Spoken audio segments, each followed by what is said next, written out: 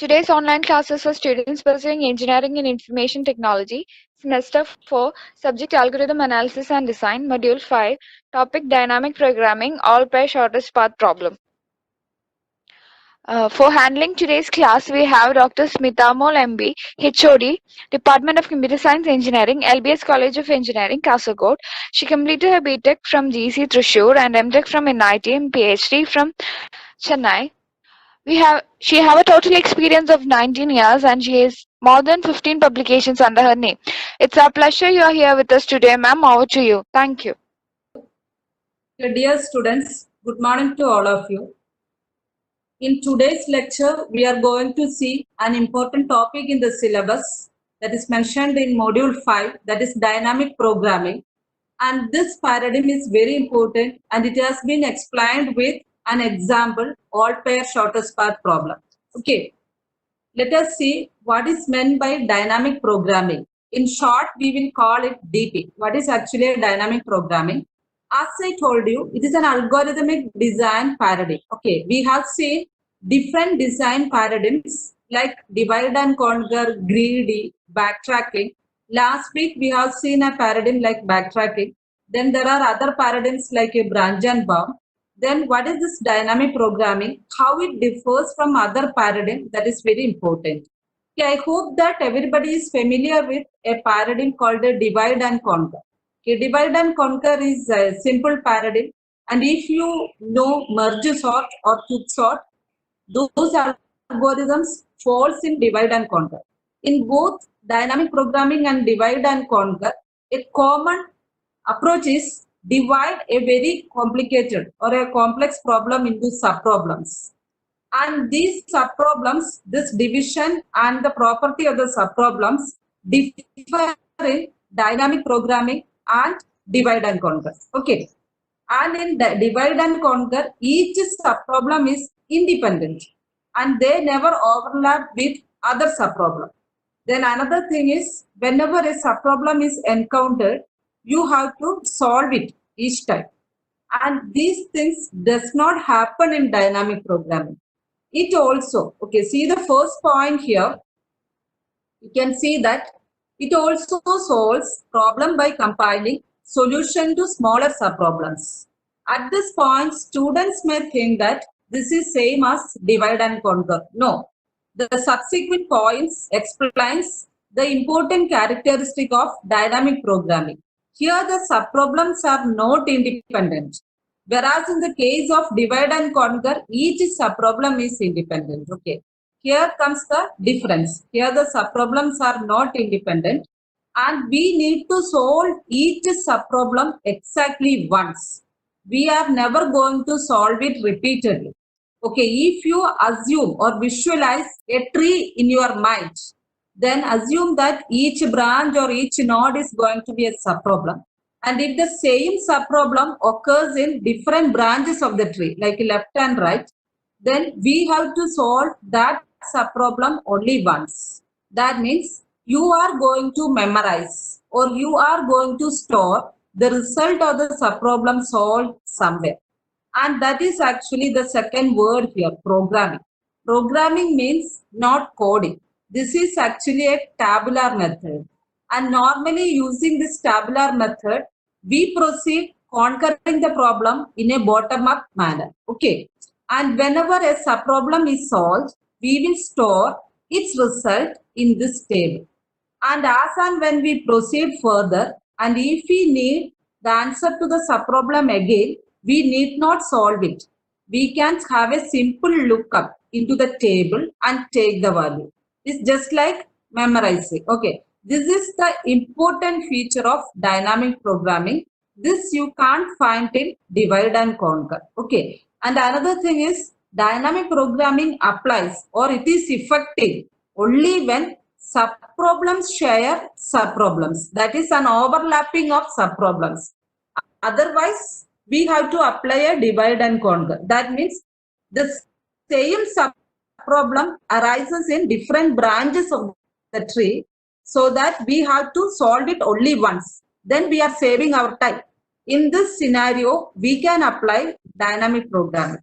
Whereas if you are using divide and conquer for this overlapping subproblems, then it does more work by repeatedly solving the same subproblem, the common subproblem again and again.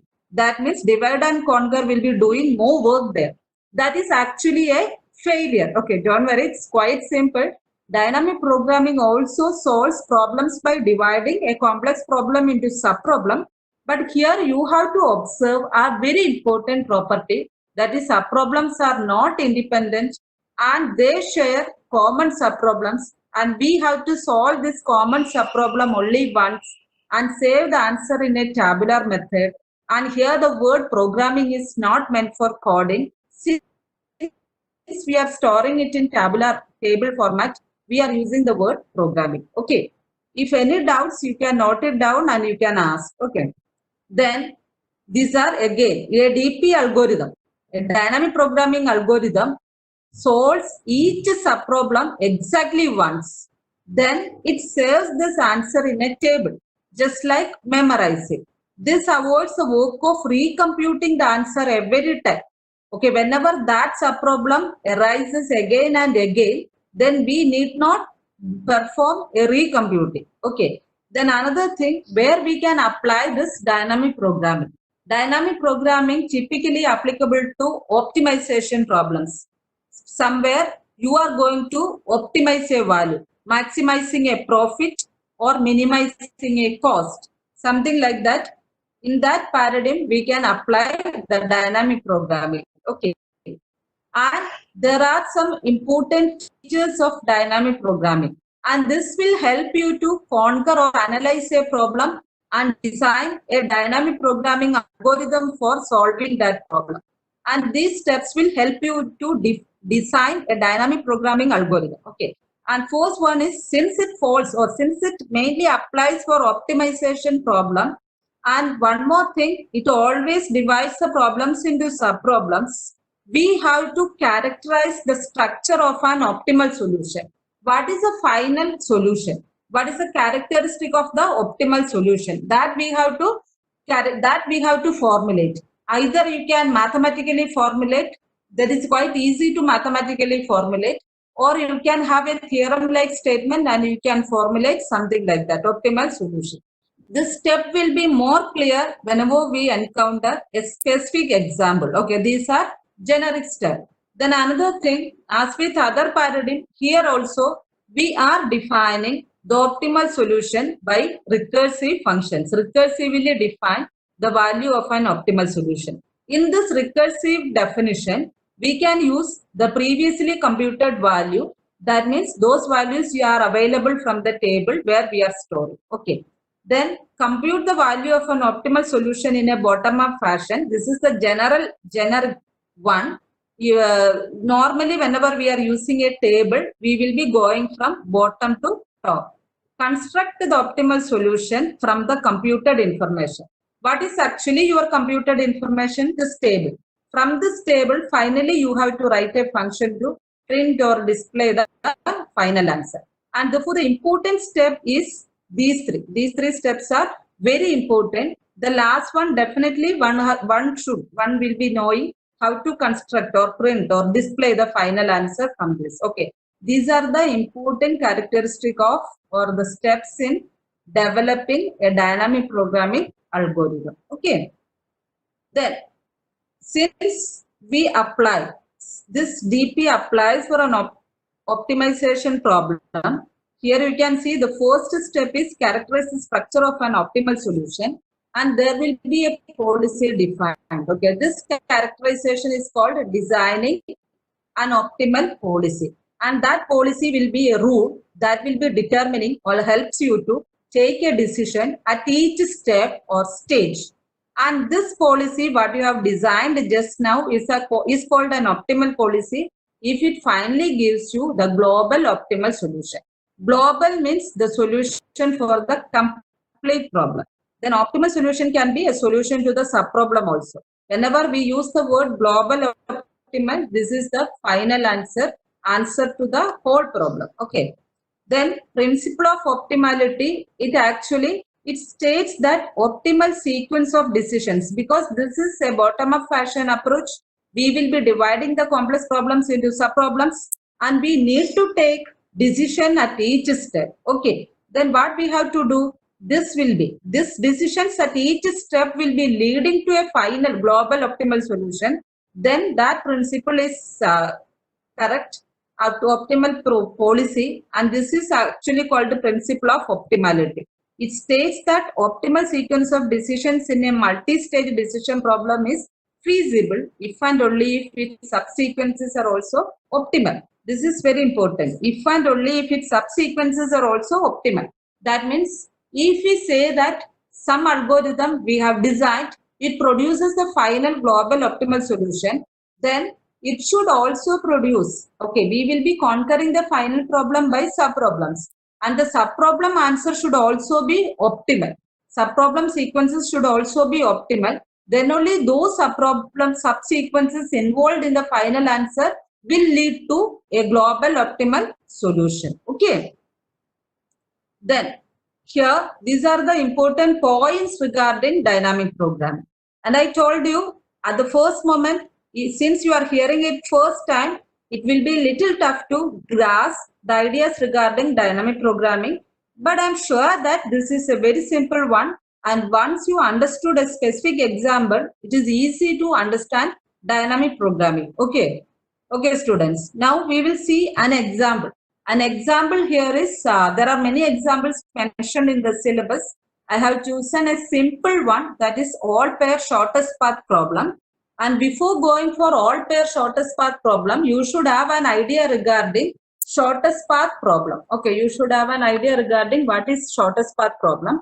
Shortest path problem has got significance in real world also. If you are traveling through many cities, you will be interested in shortest path problem or minimum cost problem. This is actually an optimization problem. You are optimizing the distance, and if you are interested in cost, you will optimize the cost. Okay, here we have considered the distance. That is why shortest path problem.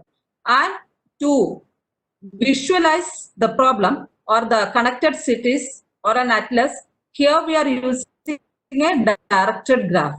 And you can imagine vertices are actually the cities and edges are actually the path connecting two cities. And weight, there are three parameters. It is a triplet. A directed graph G equal to V, E, W. V is the set of vertices and you should imagine it as cities. And E is actually the distance, or sorry, E is the road or some path connecting the cities. And W is actually the weight. Weight. W stands for weight, edge weight, and this edge weight can be the distance. If it is a shortest path problem and if we are focusing on distance, and this edge weight is going to be the distance from city 1 to city 2. Okay, and here our objective is to optimize the distance. And here it will be giving you the shortest path problem, and here the triplet is V, E, W. And W is actually the weight function, and it is mapping to the real domain. It is mapping to the real domain. It is real, not positive integers. It is a real domain. The edge can also have a negative weight. And the question is, what is the shortest or the lightest path between two vertices?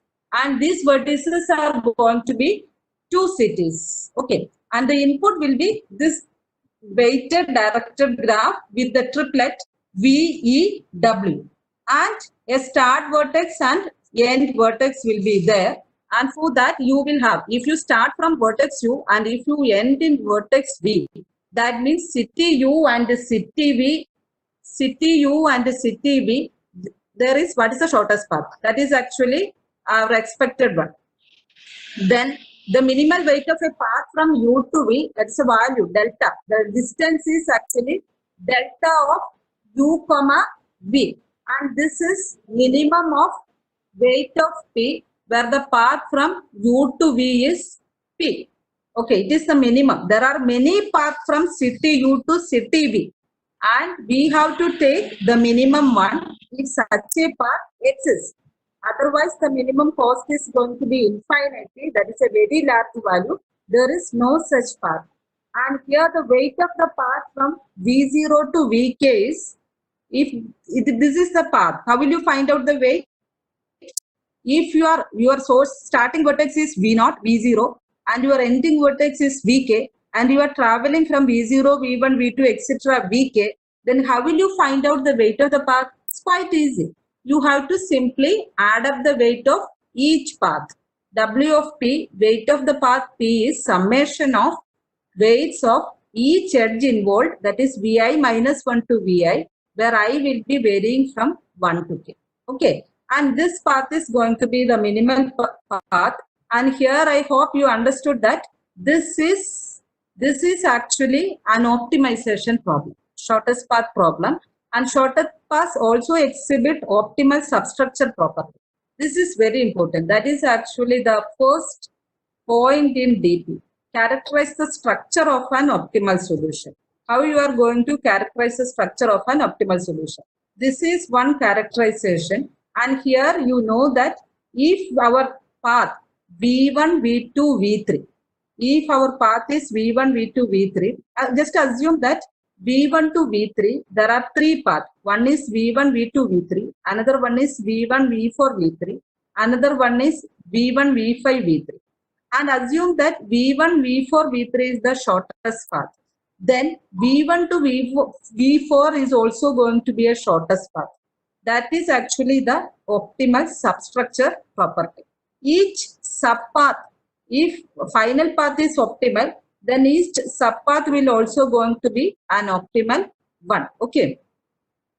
And here, this is the explanation. Okay, if you are seeing that path, this is actually a lemma, and you are supposed to learn it in, I hope, in module 3, like whenever you have learned Dijistra's shortest path algorithm or Bellman-Ford single source shortest path algorithm. Whereas dynamic programming typically applies to all pair shortest path problem. Okay, that were actually single source shortest path problem. That means from a particular city to a destination, that is actually the shortest path, which is going to be the shortest path. If V0 is the source vertex and Vk is going to be the destination, which is going to be the shortest path.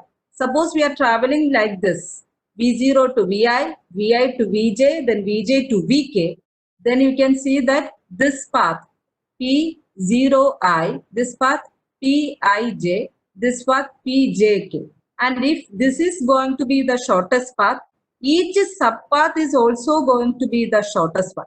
This will be the shortest one from V0 to Vi. This will be the shortest path from Vi to Vj.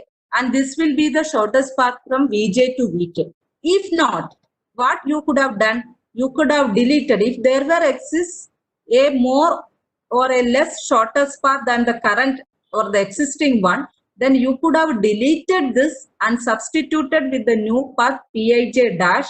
That will result in the lesser shortest path compared to your optimal solution. And that is a contradiction that can never happen. Therefore, this is going to be the path. Okay, this is actually a lemma. And moreover, students, I have prepared this PPT based on the chapter Dynamic Programming and All Pair Shortest Path Problem from the textbook Introduction to Algorithms by Corman, Learson and Rivest.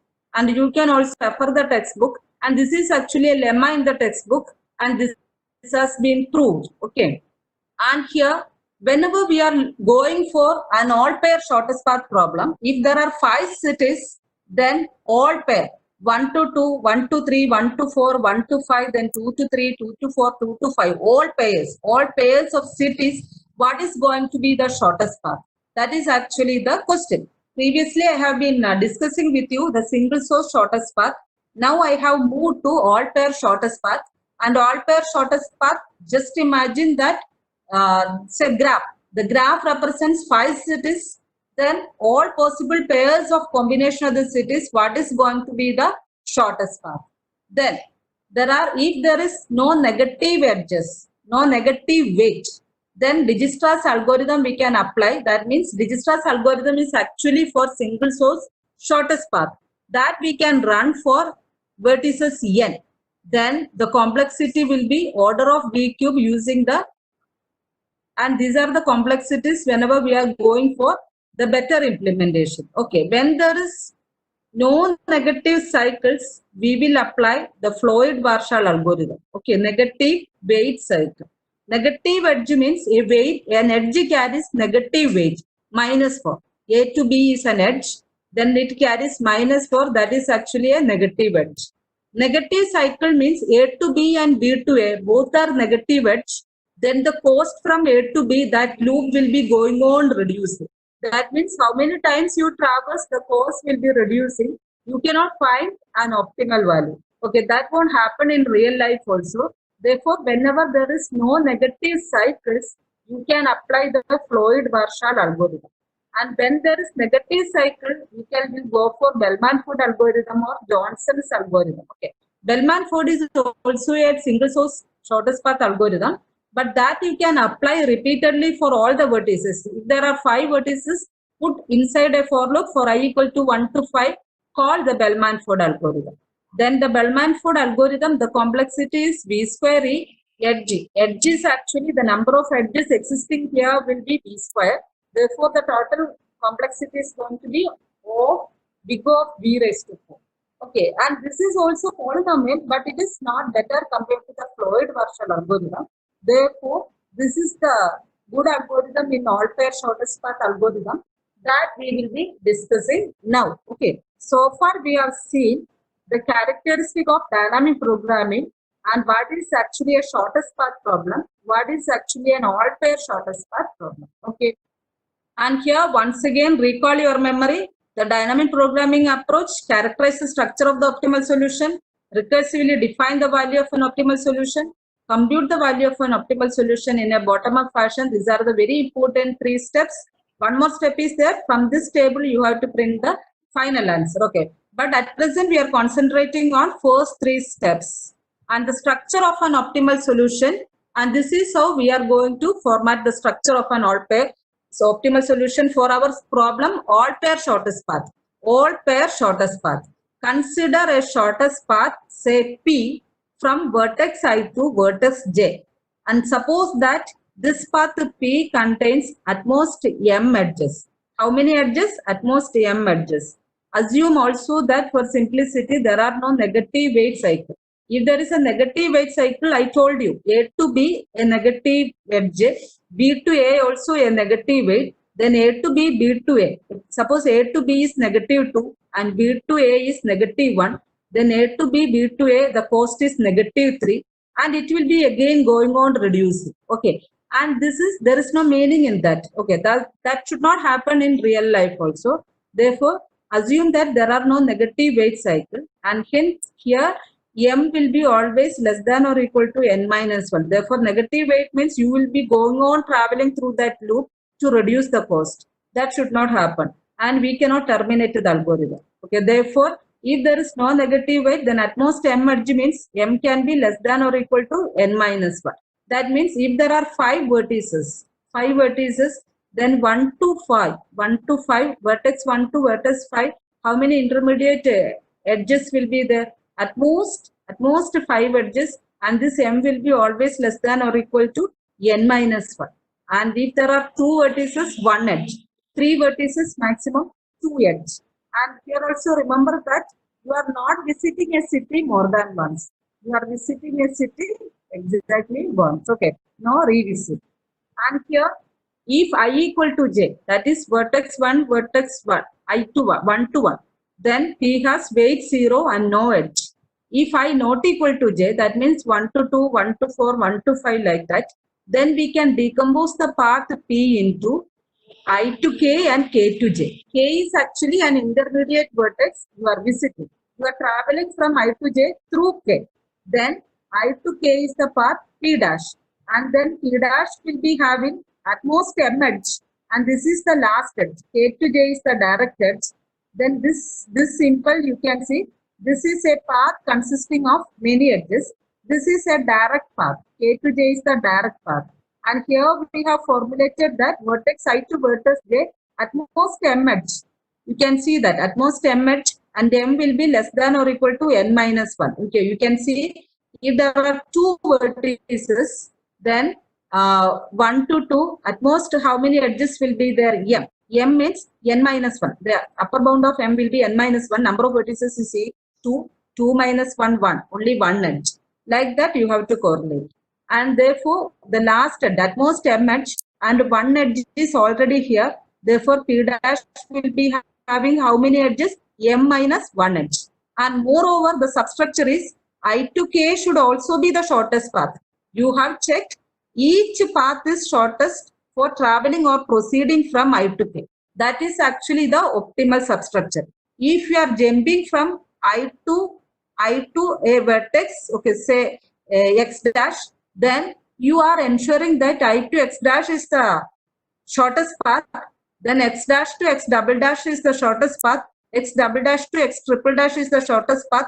Finally, you reach K. That means P dash is also going to be the shortest path from I to K. Then the shortest path, the shortest distance from I to J, how we are going to represent? Delta is the symbol for representing the shortest way. Delta I comma J, shortest path from I to J. Delta I comma J is equal to shortest path from I to K. Delta I comma K, that will give you the weight of the shortest path from I to K plus the weight of the last edge K to J, where delta Ij equal to delta Ik plus Wkj, where delta Ij denote the shortest path path from I to J. Okay, is it clear? This is actually the structure of the optimal solution. This is how we are going to formulate the structure. And this one is very important. If I not equal to J, definitely we have traveled from I to J through some intermediate vertices, and assume that we have reached K, then K to J, there is a direct shortest path. Then this will be I to J, that most, how many edges? M edges, where M is less than or equal to N minus 1. That is also important. Okay, you have to see it. And this one will be I to K will be the shortest path. This should also be the shortest path. And the shortest weight from delta I to J, shortest weight path from I to J will be shortest weight path from I to K, that weight plus the weight of the last traveling, that is K to J. Okay, this is the structure of the optimal solution. At each sub-problem I to K, you are finding a suboptimal value, and each one, each sub-problem you are having an optimal answer. Okay, and here the recursive definition to all pair shortest path. This is actually a dynamic programming approach. And here Lij, L stands for the length of the path from I to J, where at most M edges are involved. Minimum weight of any path from I to J that contains at most M edges. This is the notation explanation. Then for 0 means 0 edge. And 0 edge means that vertex is equal to itself, I equal to J, then that will be 0. Then if I not equal to J, then that is going to be infinite. Okay, involving 0 edge. Then Lij M, at most M edge means there is a path consisting of M minus 1 edge and a path consisting of the last edge, Wkj. This will be minimum of I to J is the path we are splitting through the intermediate vertex K. Then I to K, that is the distance involving M minus 1 edge plus the last edge weight path Wkj. This is the equation. This is the recursive definition. This will characterize, this will actually mark to the second point of the dynamic programming. The first point is optimal substructure. Define the optimal substructure. Once we define the optimal substructure, remember that we have to define a recursive function for solving or getting the final answer. And this recursive definition is through the path. The path from I to J will be the shortest path from I to K plus the last edge weight cost. Then this I to K, again you can split it in terms of this. And just like always, students, please remember any familiar recursive definition. Just like factorial or Fibonacci. If it is a factorial, n factorial is equal to n minus 1 factorial into n. And this n minus 1 factorial is again n minus 1 into n minus 2 factorial. And the recursive definition, each time The left hand side is expander, repeated on the right hand side with a smaller value. And here also Lik m minus 1 will be again splitted into m minus 2 plus the last edge. M minus 2 will be m minus 3 plus the last edge.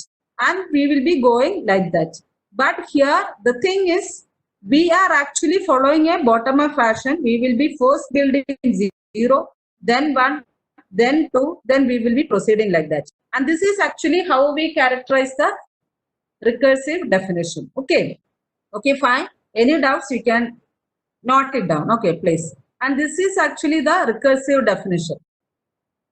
And this is actually a Floyd-Warshall algorithm. This is also a dynamic programming structure. And the optimal substructure defined previously, that has been actually modified here. And the structure of the shortest path, the same thing only. And assume that the vertices are numbered from 1 to n. Then for any pair of vertices ij, consider all paths from I to j whose intermediate vertices are drawn from 1, 2, k. And let P be the minimum weight path among them. Okay, this is important. Okay, this is actually very important.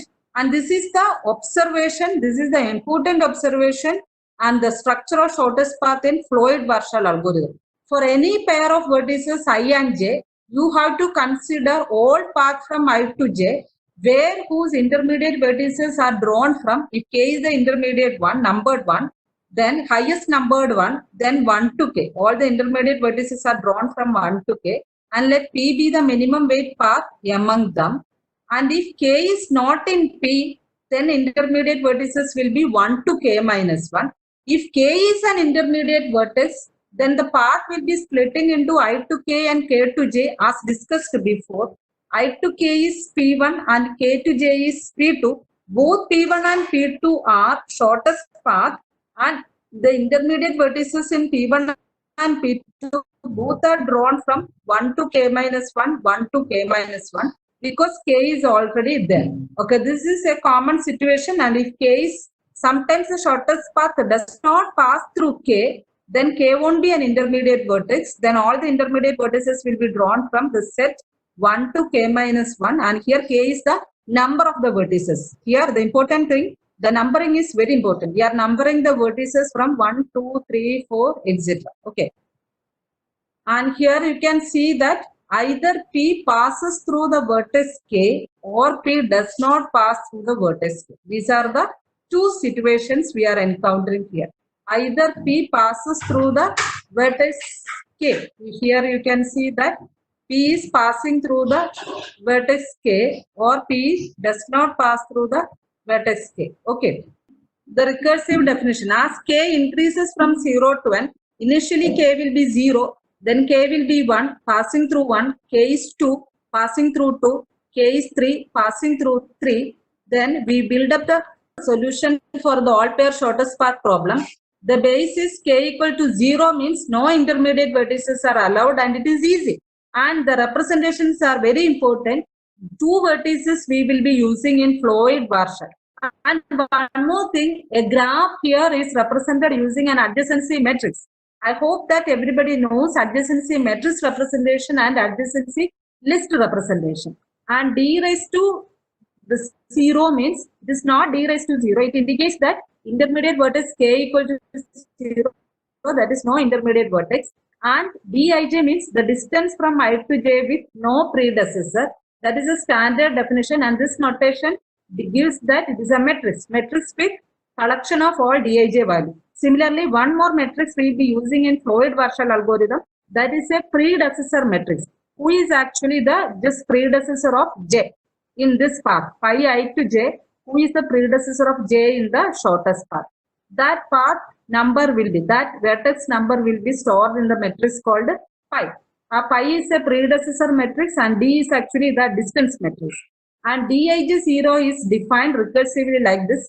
If I equal to j, that means no intermediate vertex, I equal to j means 1 to 1, it will be 0. Then 1 to 2 without no intermediate vertex, it will be actually the weight, the direct path weight. And if there is no edge, it is 0. If I equal to j, then no predecessor nil will be stored. Otherwise, the predecessor value, that is pi ij, direct path, the predecessor will be here I will be stored. there is an edge from I to j means I is going to be the predecessor. There is an edge, not a path. Path consisting of many edges, and here if there is an edge from I to j, I will be stored. I is going to be the predecessor. Okay, just like the parent, predecessor who appears before you, just like the parent or the predecessor. Okay, this is very important. And the same thing, the recursive definition, and here dijk, that will be the weight, and the minimum weight will be minimum of the k minus 1, just like the previous definition, or it is actually the new edge. Each time you will add I to k is the shortest path, then you are going to add an edge k to j, and whichever is the minimum addition, that we will be taking. Okay, then the observation, once again I will explain the observation. Let P be the shortest path from I to j, and when we require all intermediate vertices to come from 1 to k, then either k is an intermediate vertex or k is not an intermediate vertex. This is the important observation in Floyd-Warshauer. And if k is not an intermediate vertex, as I explained, all the intermediate vertices are actually coming from 1 to k minus 1. Okay, remember that they are actually the vertex numbering. And if k is an intermediate vertex, there is a path I to k and k to j. Both are actually the shortest path. And this is actually the recursive definition. Wij, if k equal to 0, if k greater than or equal to 1, whichever is the minimum path, that we have to consider.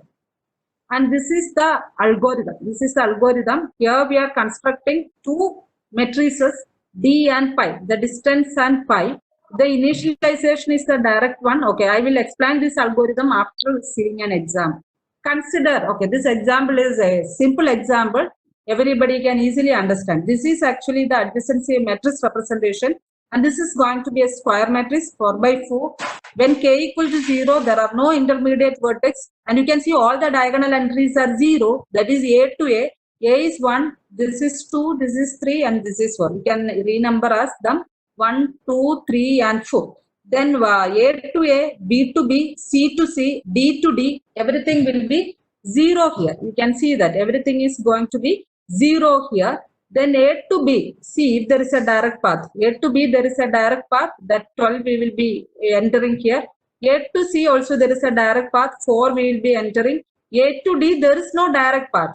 Therefore, what we have to enter? Infinity. This is as per the definition.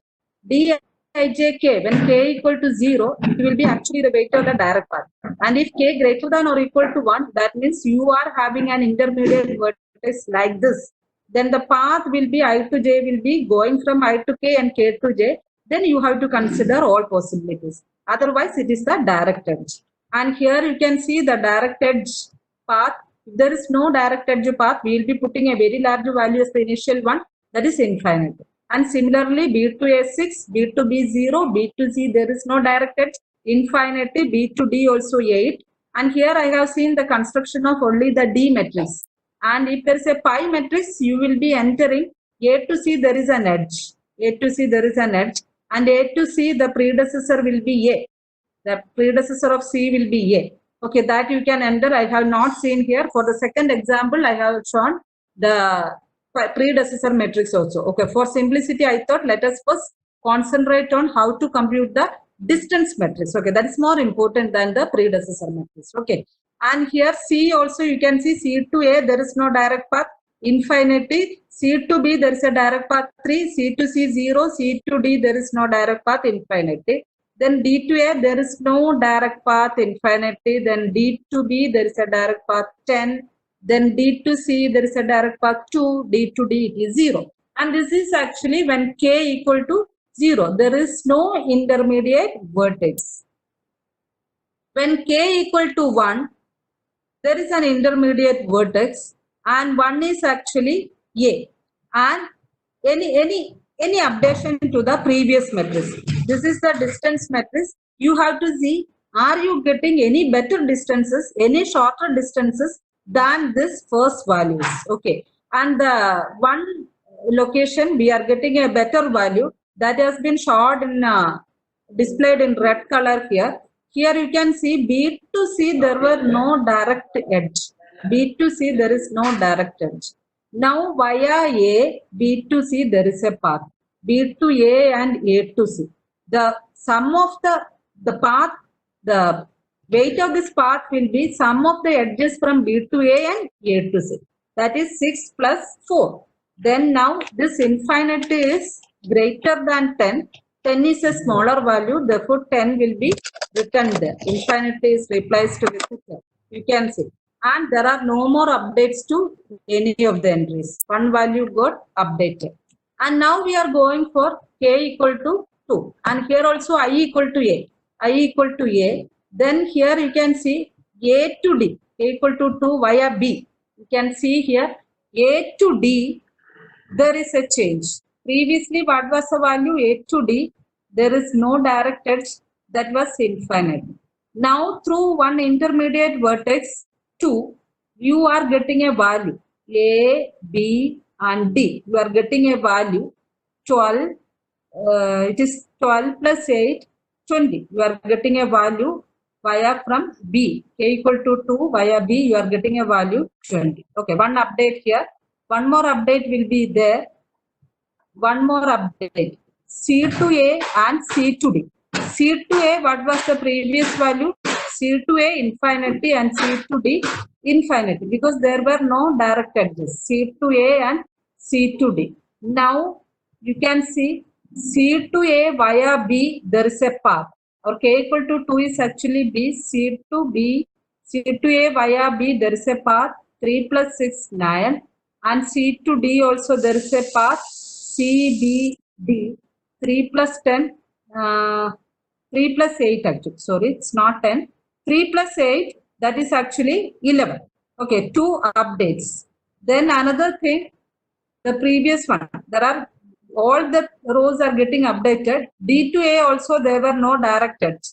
Now via B, you can find a D to A edge. D to B and B to A. That means 60. Okay.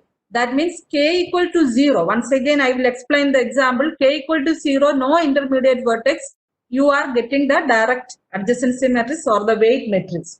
Okay, when K equal to 1, you can see via the vertex 1. A is actually 1.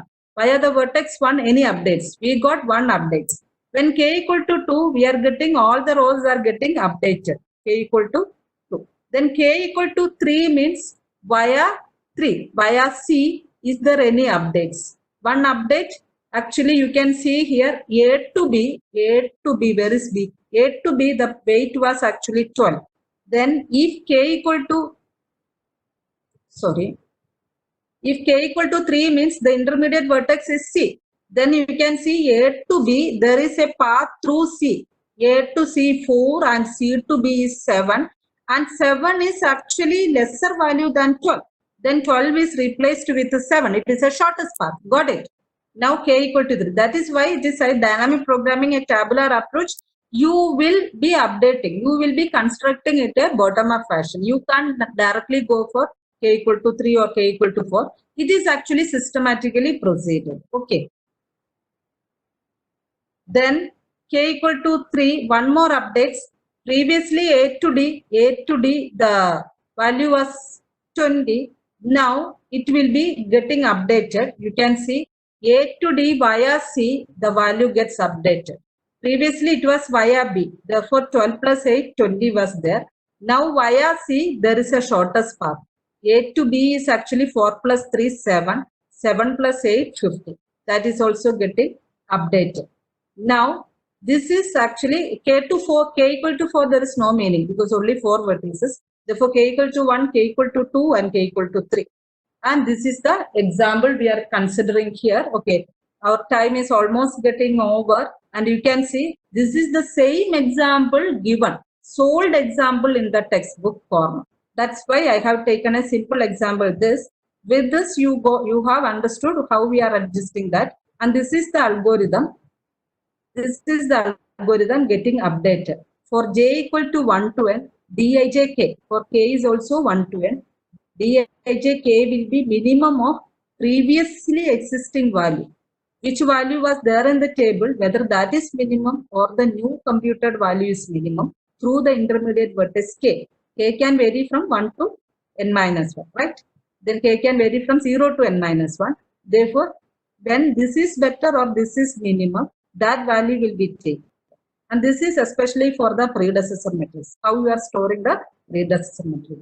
This is the heart of the statement. This is the recursive definition actually. Okay. I hope that is clear. And the second example given, that is also solved in the PPT. You can see that everything has been shown in red mark, whichever one is going there. Here also you can see the predecessor is also there. The predecessor matrix is also there. And here the predecessor 1 to t, the weight is 3, and the 1 to 2, the predecessor will be 1. The predecessor matrix will be denoted for D0, D1, everything. Therefore, predecessor will also be having a value pi 0, pi 1 and all. And here there are 5 vertices. Therefore, finally it will be D5 and pi 5. How many vertices were there? 5. 1, 2, 3, 4, 5. And therefore, all the vertices will be there. And you can finally with this will give you the predecessor in the shortest path. And this will help you to print the all pair shortest path. Using this matrix only, you will be displaying the final answer if you implement this. That is the purpose of this one. Okay. Why there is D and pi? Okay. Okay, Shyam. Why there is D and pi means D is actually the distance matrix. D will give you the distance from that to I to j. Then if you want to print all the intermediate vertices involved in I to j, you need pi 5. Here you can see the predecessor of this is actually 1 to 2. 1 to 2, the shortest path 2. The predecessor is 3. Then that predecessor will be getting from here. Then 4. Like this, we will be constructing the finally. If you are implementing this, then it will be giving you. From this matrix only, you can display the shortest path. This will give you the weight only. This will give you who are involved, which cities are involved. That is why the predecessor numbers are getting stored here. Okay. Okay, my dear students, here I am actually stopping. And one more thing I would like to mention. Firstly, this Floyd-Warshall algorithm was he designed it for transitive closure of a graph, and later he modified it for finding the all pair shortest path problem. If you have any interest, you can refer the transitive closure also. That is also there in the PPT. I hope it won't be asking for the examination. It's just for your information. For your examination, this example is enough how to construct the distance matrix and the predecessor matrix. Okay. And if at all this predecessor will give you the predecessor, who is the just predecessor of the path. You can see this old example. It will clearly give you the predecessor. 1 to 2, the predecessor will be who is appearing before 2. It is actually 1. 1, 2, 3 means, sorry, 1, 2, 4. The predecessor of 4 is actually 2. Who is appearing just before that? Then who is appearing just before that? Like that, the predecessor will be going. D is actually the distance and pi actually represents the predecessor. If it is city A to city C, then the predecessor, who is actually the predecessor before C? Before visiting C, where were you? Suppose it is B. A to C is via D. ADC is the shortest path. Then the predecessor of C will be D in the shortest path. Therefore, pi will be showing you the sequence of predecessors. So actually this dynamic programming and all pair shortest path problem, to complete these two topics, we need minimum 2 hours. And I know that I have taken it in 1 hour. And to understand in a better manner, I request all of you to go through the textbook, Introduction to Algorithms by Foreman, Lielsen and Rivest. There is a chapter named Dynamic Programming, and there is another chapter named Shortest Path Problem, that is single source shortest path. Then there is another chapter, all pair shortest path. This was actually the continuation, and I don't know how many of you have followed or coming through these sequences. That may be the reason initially some of you may get some trouble in getting the ideas very clear. But don't worry, I assure you that this is a simple topic, and this all pair shortest path problem has got an application in our real life also, and it is a really good application and really good algorithm. And the complexity of the Floyd-Warshall algorithm is big O of B cube, and this is better for pretty lengthy graph as an input size. Okay, this works well for medium-sized graph. Thank you, my dear students, for your patient hearing. Thank you so much.